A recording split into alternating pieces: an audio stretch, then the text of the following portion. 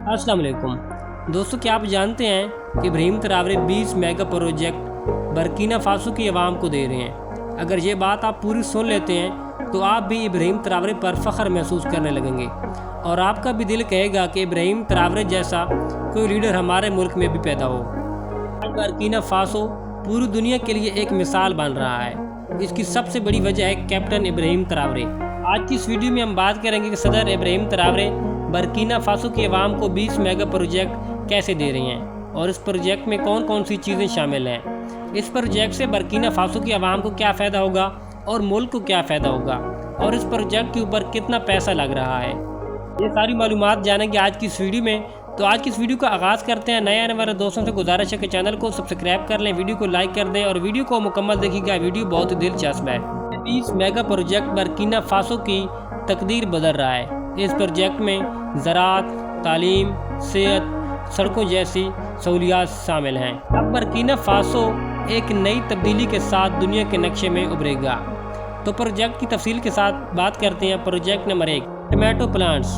Captain Ibrahim Traore जब इक़्तिदार में आए तो सबसे पहले इसने मुल्क की भूख और किसानों की हालत को समझा। बर्किना फासो में बड़ी तादाद में हर साल टमाटर उगता है, लेकिन किसानों को इसकी सही कीमत नहीं मिलती। किसान बस एवं पौने दोने दामों इसे सेल कर देते हैं और बड़ी तादाद में टमाटर को सड़कों पर फेंक दिया जाता है। इस मसले को हल करने के लिए कैप्टन इब्राहिम ट्रैवरे ने इस प्रोजेक्ट में इसे शामिल किया।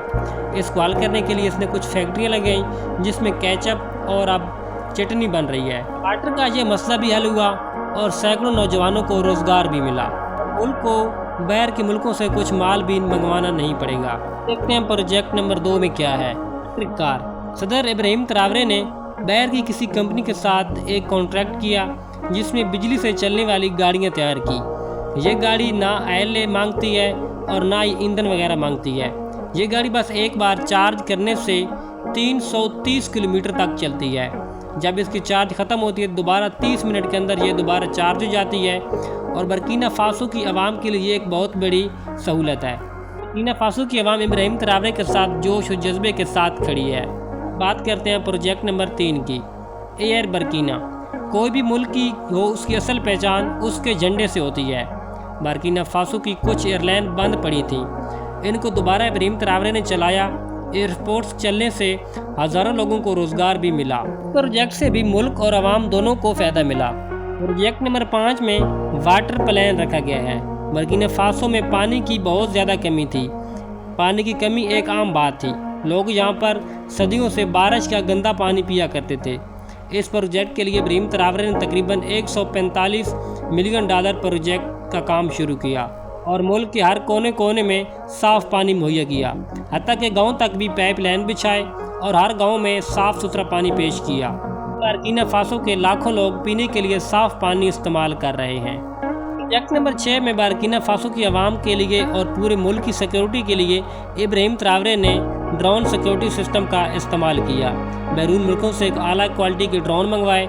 ये ड्रोन हवा में काम करते हैं जो कि अपनी फ़ौज के साथ दहशतगर्दी को कंट्रोल करने में एक अहम और मददगार साबित हुए हैं। प्रोजेक्ट नंबर 7 में एक पोस्टल बैंक का क़याम अमल में आया। इसका मतलब है कि आम आवाम को सस्ता और आसान तरीन बैंकिंग सिस्टम मुहैया किया।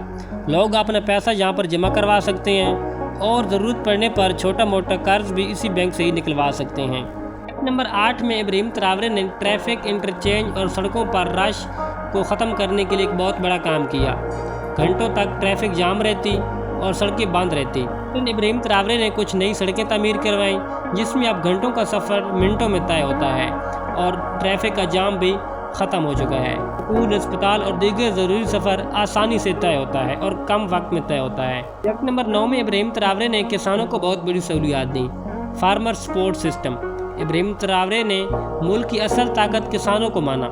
इन्होंने कहा कि किसानों को इज्जत दी जाए और इनकी सहूलियात में इजाफा किया जाए। इसमें किसानों को ट्रैक्टर, ट्यूबवेल और बीज और खाद जैसी सहूलियात दी।